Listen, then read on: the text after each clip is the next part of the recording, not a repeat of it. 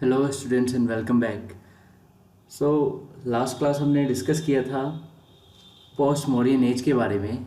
आज हम डिस्कस करेंगे जो मैंने आपको बताया था कि उसमें संगम लिटरेचर था और जहाँ तक स्टोरीज़ हुआ करती थी, तो उसमें क्या क्या दिया गया है ट्रेडर्स के बारे में या फिर पिलग्रिम्स के बारे में या फिर किंग्स के बारे में।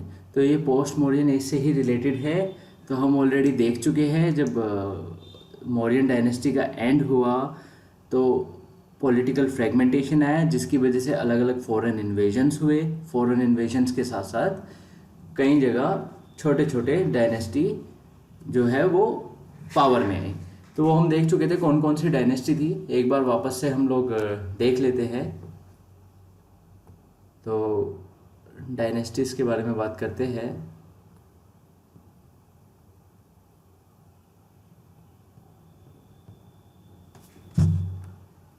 सबसे पहले हम नॉर्थ वेस्ट की बात करेंगे, ठीक है।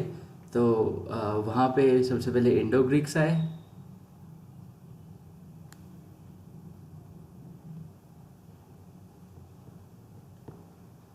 फिर उसके बाद आपका शाकास आए। फिर पार्थियंस आए।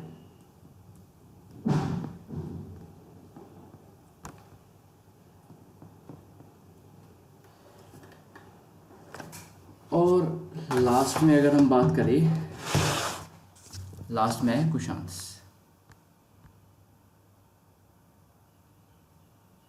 सेंट्रल इंडिया में सुंग डायनेस्टी आई। पुष्यमित्र सुंग के बारे में हमने बात की थी, है ना। उसके बाद सेंट्रल इंडिया में ही सुंग डायनेस्टी को हटा के Kanva dynasty I. That means Kanva defeated सुंग डायनेस्टी। ओके। उसके बाद अगर हम देखें तो जो डेक्कन वाला रीजन था वहाँ सतवाहन डायनेस्टी थी, ठीक है। और जो लास्ट में था साउथ में, साउथ वाले रीजन में थे चोला, चेरा और पांड्या। उसके बाद हमने बात की थी अलग अलग दो कोस्टल सेटलमेंट्स थे, पोर्ट्स थे, अरिका मेदु और बेरीगाजा। तो उसी के बारे में थोड़ा सा और डिस्कशन आज हम इस चैप्टर में करेंगे और देखेंगे कि जो ट्रेड होता था वो किस तरीके से होता था। नॉर्थ और साउथ को डिफरेंटली हम देखेंगे, नॉर्थ में कैसे होता था और साउथ में कैसे होता था। तो चलिए स्टार्ट करते हैं। तो सबसे पहले जो है एक वर्ड आता है हमारा, जो जहाँ तक स्टोरीज में मिलता है हमें, जिसका नाम होता है श्रेणी। श्रेणी क्या होता है? अब ये श्रेणी है क्या? श्रेणी है क्या? ये एक एसोसिएशन होती है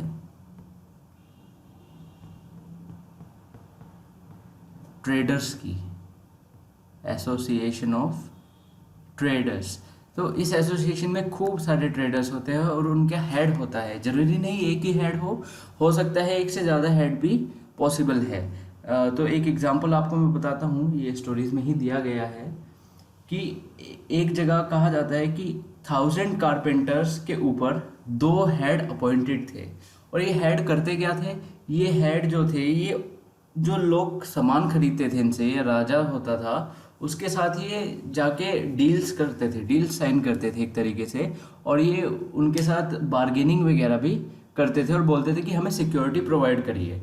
देखिए, अगर सिंगल बंदा जाएगा और कहेगा मुझे सिक्योरिटी प्रोवाइड करिए तो राजा का भी टाइम वेस्ट होगा, है ना। लेकिन अगर 1000 बंदों के लिए एक बंदा जा रहा है कि इन 1000 बंदों को सिक्योरिटी प्रोवाइड करिए, तो राजा भी इंटरेस्टेड होगा, क्योंकि उसके पास ज़्यादा टैक्स आएगा, वो सिक्योरिटी के बदले पैसे लेगा सिक्योरिटी प्रोवाइड करने के बदले, और उसके पास ज़्यादा टैक्स आएगा। तो ये हेड्स क्या करते थे, ये जो पूरी एसोसिएशन थी इसको सिक्योरिटी प्रोवाइड कराते थे, राजा से बात करके, राजा से बोल के कि हम आपको टैक्स देंगे इतना, आप हमें सिक्योरिटी प्रोवाइड करिए। तो ये श्रेणी बोली जाती थी, जैसे आजकल भी होती है ना कि ये बार्बर्स की श्रेणी है ना, एसोसिएशन है, association of barbers, association of transporters. तो इस तरीके से पहले भी होता था, ठीक है। अब होता क्या था, श्रेणी में एक जनरल असेंबली होती थी उनकी, जहाँ पे सारे डिस्कशन चलते थे, ठीक है। अ जनरल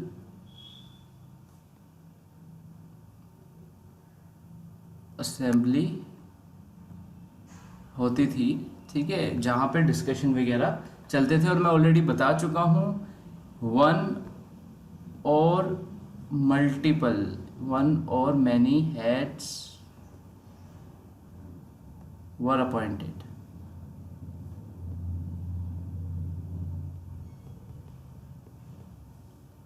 तो मतलब अलग अलग प्रोफेशन के लिए अलग अलग श्रेणी हुआ करती थी, उनके अलग अलग हेड हुआ करता था।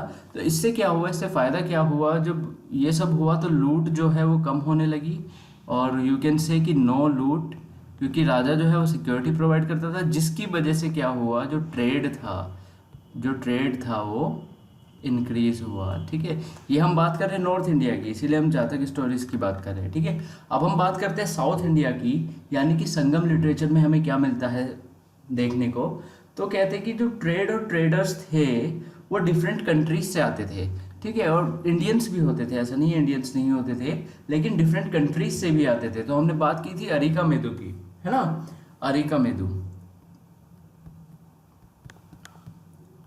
तो ज़्यादातर जो ट्रेड चलता था, जो एक्सपोर्ट और इंपोर्ट चलता था, वो अरिका मेदु से चलता था साउथ में।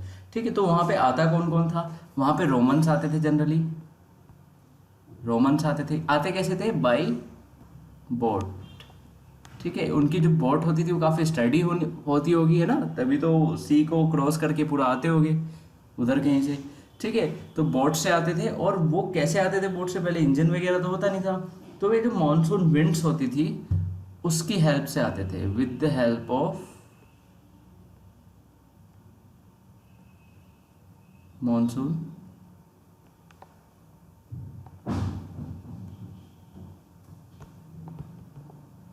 ठीक है, जो मानसून विंड्स होती थी उसकी हेल्प से आते थे। क्लियर। अब आते क्यों थे, देखो, ट्रेड के लिए भी आते थे, कहीं घूमने के लिए भी आते थे, है ना, कहीं ट्रैवलर्स हुआ करते थे कि हाँ भाई हमें देखना है, एक्सप्लोर करना है, डिस्कवर करने हैं अलग अलग एरिया, जैसे वास्को डिगामा थे, है ना। तो इस तरीके से काफ़ी लोग आते रहते थे। ठीक है, तो यहाँ से ट्रेड क्या करके ले जाते थे, वो एक्सपोर्ट क्या होता था यहाँ से, तो पेपर एक्सपोर्ट होता था। क्या होता था, ब्लैक पेपर एक्सपोर्ट होता था, पेपर, है ना। और इसी को हम ब्लैक गोल्ड बोलते थे। क्या बोलते थे, ब्लैक गोल्ड, क्योंकि इसके बदले में जो रोमन्स वगैरह आते थे वो गोल्ड देके जाते थे पेपर के बदले। तो आप सोच सकते हो कि पेपर कितना इंपॉर्टेंट रहा होगा कि उसके बदले गोल्ड मिला करता था, है ना। तो इंडिया के मसाले तो पहले से ही काफ़ी फेमस है ना। ये सारी चीज़ें कहाँ से होती थी, अरिका मेदु से। ये अरिका मेदु मैं ऑलरेडी बता चुका हूँ, एक पोर्ट है, कोस्टल सेटलमेंट है पौंडीचेरी में। ठीक है, तो उसके बाद हमने देखा एक चीज़ और दी गई है संगम लिटरेचर में, एक वर्ड यूज़ किया गया है, मूवेंदार। अब ये मूवेंदार क्या है, हमने बात की थी साउथ में 3 डायनेस्टी होती थी, चोला, चेरा एंड पांड्या। तो ये तीनों डायनेस्टीज को हम क्या बोलते थे, मूवेंदार। ठीक है, या मूवेंदास। क्लियर। तो चोला, चेरा एंड पांड्या। ठीक है, तो इन तीनों डायनेस्टीज को कंबाइंड क्या बोलते थे कि ये मूवेंदास है। अगर मूवेंदास कहीं वर्ड है तो समझ लेना किसके बारे में बात हो रही है, चोला के, चेरा के और पांड्या के बारे में। ठीक है, तो इनके भी अपने अपने खुद के पोर्ट्स थे, कैपिटल सिटीज़ थी। जैसे कि मैं बता देता हूँ, तो चोला से स्टार्ट करते हैं, है ना, या चलो हाँ चोला से स्टार्ट कर लेते हैं। तो चोला का जो पोर्ट था वो भी तो इम्पोर्ट एक्सपोर्ट करते होंगे कहीं से, है ना। तो चोला का जो पोर्ट था वो था पुहार, पुहार नाम था उसका। ठीक है, या फिर हम कावेरी पट्टनम बोल सकते हैं, कावेरी के डेल्टा पे था, है ना, कावेरी पट्टनम।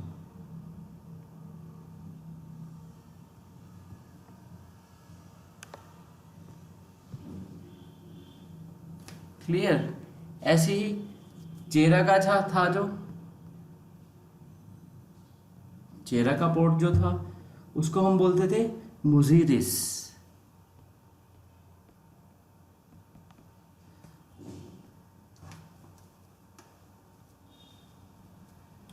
ऐसे अगर हम पांड्या देखें तो इनका कोई पोर्ट ऐसे एज इन दे नहीं रखा है, लेकिन इनकी कैपिटल सिटी के बारे में ज़रूर डिस्कस किया है एनसीईआरटी ने, जिसका नाम था मदुरई। तो जो पांड्या थे वो कहाँ से रूल करते थे, मदुरई से रूल करते थे। क्लियर। अब इनकी पॉलिटिक्स कैसी थी, ये जो चोला चेरा और पांड्या थे, इनकी पॉलिटिक्स कैसी थी, ये लाइक टैक्सेस कैसे कलेक्ट करते थे, या फिर अपनी पॉलिसी क्या क्या थी, इनकी पॉलिटिक्स कैसे चलाते थे अपनी। तो सबसे जो इम्पोर्टेंट बात आती है, तो नेचर ऑफ पॉलिटी में हम बात करते हैं कि कैसा नेचर था इनकी पॉलिटी का।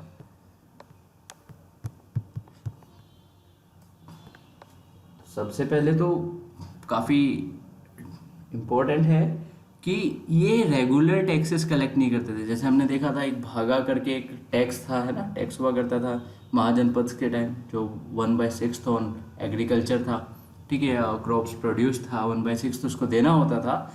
ऐसे ही ये ऐसे कोई खास ऐसे टैक्स रेगुलरली कलेक्ट नहीं करते थे, जब इनको ज़रूरत होती थी तब ये कलेक्ट करते थे टैक्स। सिर्फ जब जरूरत पड़ेगी राजा को कि पैसा चाहिए, तब ये जाएंगे लोगों के पास या नेबरहुड मतलब अपने नेबर्स के पास जाएंगे और वहां से ये टैक्स को कलेक्ट करेंगे। तो कह सकते हैं हम कि did not collect regular taxes. Okay, तो उन्होंने रेगुलर टैक्सेस कलेक्ट नहीं किए। वो करते क्या थे, वो डिमांड करते थे लोगों से, ठीक है, demanded and received gifts. Demand करते थे और उनको गिफ्ट्स मिल जाते थे।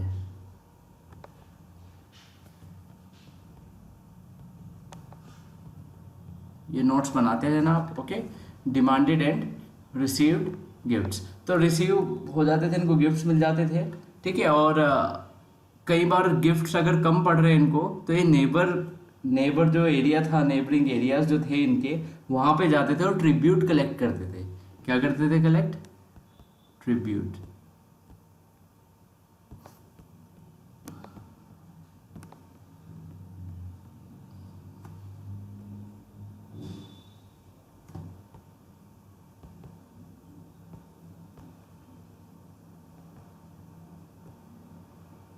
तो नेबरिंग एरिया से वो ट्रिब्यूट कलेक्ट करते थे। अब जो संगम पोएट्स थे, संगम पोएट्स को ये काफ़ी ज़्यादा मानते थे, काफ़ी रेस्पेक्ट करते थे, तो उनको काफ़ी ज़्यादा ये लैंड ग्रांट्स और ये सब ट्रिब्यूट्स वगैरह काफ़ी देते थे। तो संगम जो पोएट्स थे, इनको क्या क्या दिया जाता था, पहली बात तो ये प्रेज किए जाते थे, इनकी तारीफ़ की जाती थी कि काफ़ी अच्छे लोग होते हैं, काफ़ी बड़ी सोसाइटी है, ठीक है, अपर कास्ट के लोग हैं, इस टाइप से बोला जाता था उनको। और उनको प्रेशियस स्टोन्स दिए जाते थे, प्रेशियस स्टोन्स दिए जाते थे, गोल्ड दिया जाता था, सिल्वर दिया जाता था, इवन हॉर्सेस एंड एलिफेंट्स भी दिए जाते थे।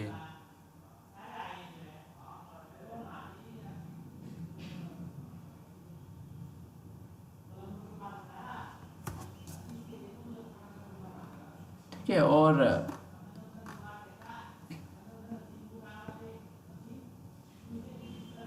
इनको फाइन क्लॉथ्स भी दिए जाते थे। तो आप समझ सकते हो कि कितनी ज़्यादा इम्पोर्टेंस थी इनकी लोगों के दिमाग में, लोगों के मन में, संगम पोएट्स की।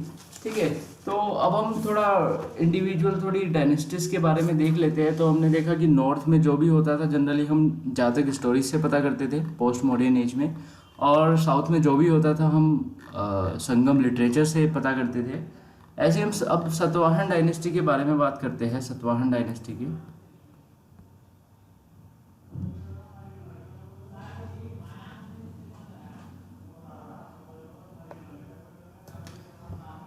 तो सतवाहन डायनेस्टी में सबसे पहले बताता कौन है सतवाहन डायनेस्टी के बारे में, तो कॉइन्स थे, कॉइन्स बताते हैं हमें कि सतवाहन डायनेस्टी में क्या क्या होता था, है ना। हर हिस्ट्री को कोई ना कोई सोर्स होता है, कि हर हिस्ट्री का कुछ ना कुछ सोर्स रहता है जिससे हमें पता चलता है कि क्या हुआ होगा, है ना। जैसे इंस्क्रिप्शंस रहते हैं, या फिर मैन्युस्क्रिप्ट्स रहती है, या फिर बिल्डिंग्स, कॉइन्स, और भी काफ़ी सारी चीज़ें होती है, तो उनसे हमें पता चलता है कि क्या हिस्ट्री रही होगी। तो सतवाहन डायनेस्टी के बारे में हमें कॉइन से पता चलता है,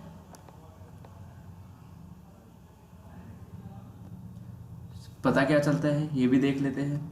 ठीक है, तो इनके जो रूलर थे उनका नाम था गौतमी पुत्र गौतमी पुत्र श्री सतकर्णी। काफी बड़ा नाम है लेकिन आपको याद रखना है।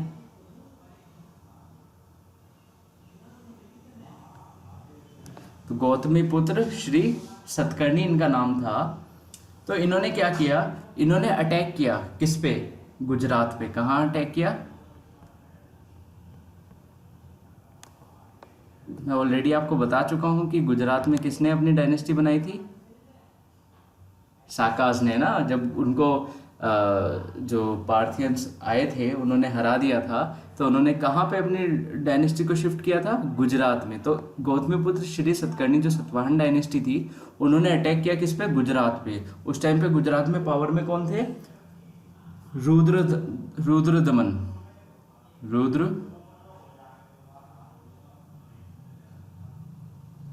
रुद्रदमन थे। और ये किस डायनेस्टी के रूलर थे, ये साका डायनेस्टी के रूलर थे, साका।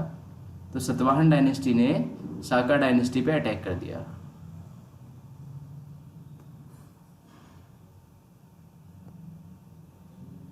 क्लियर, ये चीज आपको याद रखनी है। अब एक चीज और पता चलती है हमें यहाँ से, एक सिल्क रूट के बारे में पता चलता है। किसके बारे में, सिल्क रूट के बारे में। ये सिल्क रूट ट्रेड के लिए काफ़ी इंपॉर्टेंट रहा है हमारी हिस्ट्री के अंदर। इवन आज भी इसके ऊपर लड़ाई चल रही है। चाइना आज भी इसको रोड एंड बेल्ट इनिशिएटिव के नाम से पुकारता है और कहता है कि हम सारी रोड्स को एक साथ जोड़ेंगे जहाँ से ट्रेड हुआ करेगा सब कंट्रीज़ में, मतलब इधर कंट्रीज़ में जाएगी ये काफ़ी कंट्रीज़ में रोड, जिससे क्या होगा, एक ही रोड से जो है ये आपका जो ट्रेड है वो हो जाएगा। तो बेल्ट एंड रोड इनिशिएटिव के नाम से आजकल चाइना इसको बोलता है। तो सिल्क रूट आया कहाँ से, होता क्या था कि चाइना जो था वो बिगेस्ट प्रोड्यूसर था सिल्क का। चाइना जो था वो प्रोड्यूस करता था सिल्क। सिल्क महंगी होती थी और लोग खरीदते थे उसको, काफ़ी मतलब सारी कंट्रीज ऑलमोस्ट खरीदती थी। तो जो प्रोड्यूस्ड सिल्क था उसको ट्रांसपोर्ट करने के लिए एक रूट था पूरा, जो कभी कभी पानी से भी जाता था और कभी कभी लैंड से भी जाता था। तो काफ़ी बड़ा एरिया था, काफ़ी बड़ा रूट था जिसको हम सिल्क रूट बोलते हैं। तो जो भी प्रोड्यूस्ड सिल्क होती थी वो उसके थ्रू ट्रांसपोर्ट की जाती थी। सपोज करो इंडिया में अगर सिल्क आना है चाइना से, ठीक है, तो चाइना इस रूट का इस्तेमाल करेगा या करता था इंडिया में सिल्क भेजने के लिए।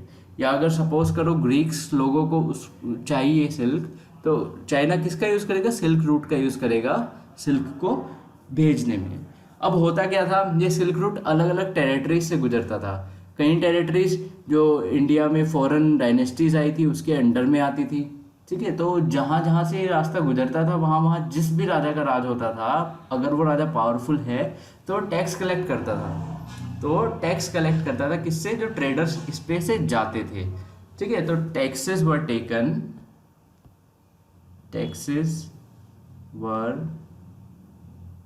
टेकन फ्रॉम ट्रेडर्स को टैक्सेस पे करना पड़ता था। और बदले में क्या देते थे राजा, बदले में किंग्स जो थे वो प्रोवाइड सिक्योरिटी, कि कोई लुटेरा लूट ना ले जाए, है ना, प्रोवाइड सिक्योरिटी।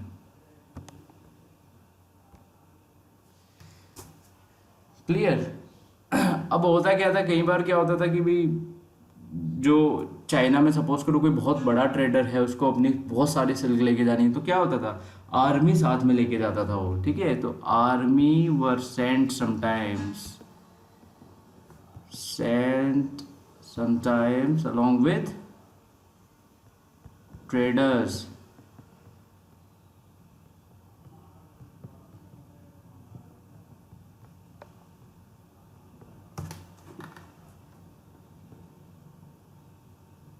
क्लियर। तो ये चीज़ आपको ध्यान में रखनी है। अब हमने बात की थी कि जो कनिष्क था या कुषाण जो डायनेस्टी थी उसका एक राजा होता था, ठीक है, कनिष्क नाम था उनका।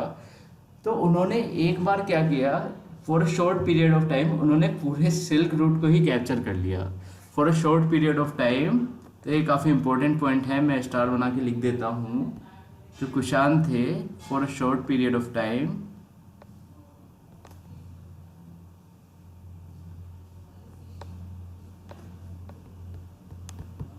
तो आप देख सकते हो कि उस टाइम के जो राजा होते थे इंडिया में कितने ज़्यादा पावरफुल होते थे ना, कि सिल्क रूट को ही कैप्चर कर लिया।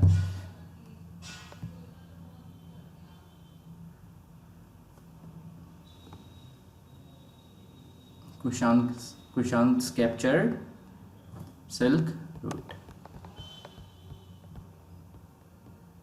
काफ़ी इम्पोर्टेंट है ये सिल्क रूट, तो याद रखना। चलो अब कुषाण की बात आ गई तो एक बार कुषाण के बारे में ही डिस्कस कर लेते हैं कि कुषाण थे कौन। तो हमने सतवाहन के बारे में डिस्कस किया है, चोला चेरा पांड्यास के बारे में डिस्कस किया है, हमने साका डायनेस्टी के बारे में देखा है कि वो गुजरात में होते थे और उसके ऊपर किसने, गौतमीपुत्र श्री सतकर्णी ने जो है वो जो कैप्चर करने के लिए फोर्स भेज दी थी।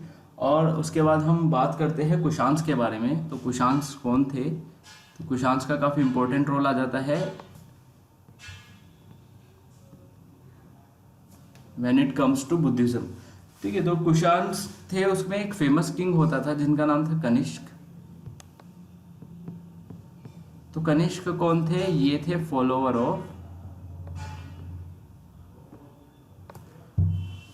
ऑफ बुद्ध।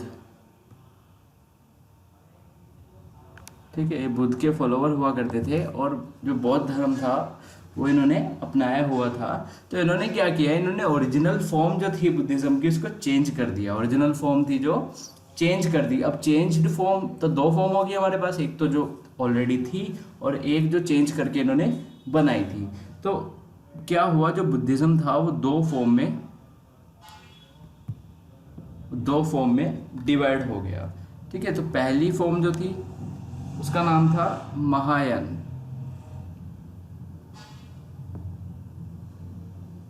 क्या था, महायान। दूसरे का था हिनायन।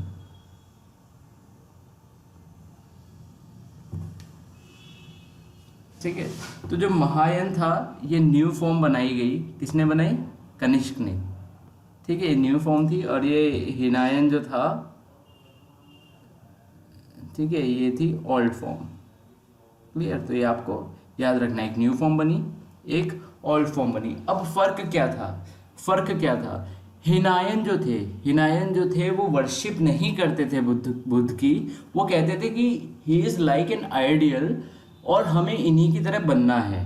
तो देयर वर नो आइडल्स, ठीक है, देयर वर नो स्टैचूज। ठीक है, तो they did not treat him like God. ठीक है, लेकिन महायान में क्या हुआ, महायान में उन लोगों ने उस बुद्ध को वर्शिप करना शुरू कर दिया एज अ गॉड। तो महायान में वर्शिप्ड एज अ गॉड कौन, बुद्ध। ठीक है, वर्शिप्ड एज अ गॉड। ठीक है, तो उनको भगवान मानने लगे और वर्शिप करने लगे। वर्शिप कैसे की उन्होंने, स्टैचूज बना के, स्टैचूज वर मेड। ठीक है, तो मूर्ति बना के उन्होंने प्रार्थना करनी शुरू कर दी। ठीक है, इसकी वजह से क्या हुआ, एक एसोसिएशन मान लो या कुछ भी मान लो, बोधिसत्व बोलते हैं उसको,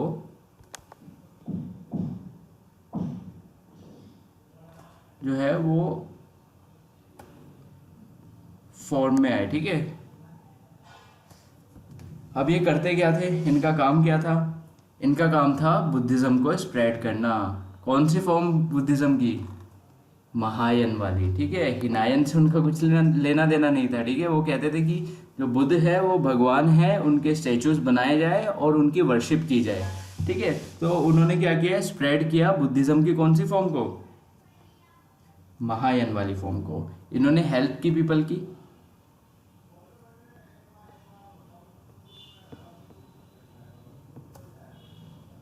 क्लियर, और इन्होंने काफी सारी केव्स बनाई। क्या बनाई, फॉर्म्ड केव्स। अब क्यों बनाई, अब देख लेते हैं। दो रीजंस की वजह से बनाई। ठीक है, पहली केव का इन्होंने बोला, पहली केव्स को इन्होंने बोला चैत्य। क्या बोला, चैत्य मतलब जहां प्रेयर करते थे लोग। ठीक है, प्रेयर करने के लिए एक तो केव्स बनाई कि भाई लोग जा रहे हैं, मेडिटेट कर रहे हैं बुद्ध को याद कर रहे हैं, वहाँ स्टेचूज रखे हैं बुद्ध के, उनके साथ उनकी प्रेयर हो रही है, वर्शिप हो रही है। उसके बाद दूसरा जो था वो था विहार। अब आपको पता है कि बुद्धिज्म में लोग जो थे वो ज़्यादातर घूमते रहते थे, ठीक है, और डिटैचमेंट उनका जो पॉलिसी थी, वो रूल था, वो डिटैचमेंट का था कि भाई सब चीज़ें त्याग दो, सिर्फ जो है लोगों की हेल्प करो और लोगों को पढ़ाओ, अच्छे अच्छे प्रवचन दो लोगों को, ठीक है। तो विहार्स थे, तो वहाँ पे क्या करते थे, जो ये मॉन्क्स होते थे इधर उधर घूमते रहते थे, ट्रैवल करते रहते थे, तो इनको रेस्ट करने के लिए भी जगह चाहिए थी ना। तो विहार्स में क्या करते थे, वो रेस्ट करते थे, रिजाइड करते थे, ठीक है, रेजिडेंट होता था उनका, ठीक है। तो विहार और चैत्य दो टाइप की केव्स बनाई गई, किसके द्वारा, महायान के जो बोधिसत्वस थे उन्होंने, ठीक है। उन्होंने क्या किया, स्प्रेड किया बुद्धिज्म को, पीपल की हेल्प की, केव्स बनाई, क्लियर। अब हिनायन में क्या था, हिनायन में मैं ऑलरेडी बता चुका हूँ, Gautam Buddha was like as a sign, ठीक है, टेकन एज अ साइन कि हाँ ये बंदा है, ये आइडल है और इसी की तरह हमें भी रहना चाहिए, ठीक है, ये अच्छा बंदा है, हमें भी ऐसा ही बनना है, क्लियर। तो एज अ साइन वर्शिप या एज अ साइन सिर्फ लिख देते हैं, ठीक है। तो जो बुद्ध थे वो एज अ साइन थे। अब कुछ लोग थे जो फॉरेन से आए थे इंडिया में, ठीक है, पिलग्रिम्स बन के जानना चाहते थे इंडिया के बारे में, ठीक है, बौद्ध धर्म से काफ़ी प्रेरित थे और चाहते थे कि हाँ वो भी देखें कि बुद्धिज़्म में है क्या ऐसा। तो बहुत सारे लोग आए, जैसे फाजियान, ज़ुआनज़ैंग और ऐसे ही काफ़ी सारे लोग आए। इसके बारे में हम एंड में डिस्कस करेंगे, ठीक है। नालंदा वगैरह के बारे में भी आएगा कि बुद्धिस्ट लर्निंग का सेंटर हुआ करता था वो, महाबलीपुरम भी एक सेंटर था। तो इस तरीके की बातें जो छूट गई है थोड़ी बहुत बीच में, वो मैं आखिरी क्लास जो होगी, जो 3-4 लेक्चर बाद या दो लेक्चर बाद होगी, तो उसमें मैं सारी चीज़ें आपकी कवर कर दूंगा फाइनल में, और उसी में हम रिवाइज भी कर लेंगे। तो इसी के साथ ये चैप्टर आपका ख़त्म हो जाता है। आपसे रिक्वेस्ट है कि आप ये जितने भी चैप्टर्स हैं सभी को अच्छे से पढ़े, ध्यान से पढ़े और ध्यान से इनकी वीडियोज़ देखे, अच्छे से नोट्स बनाए,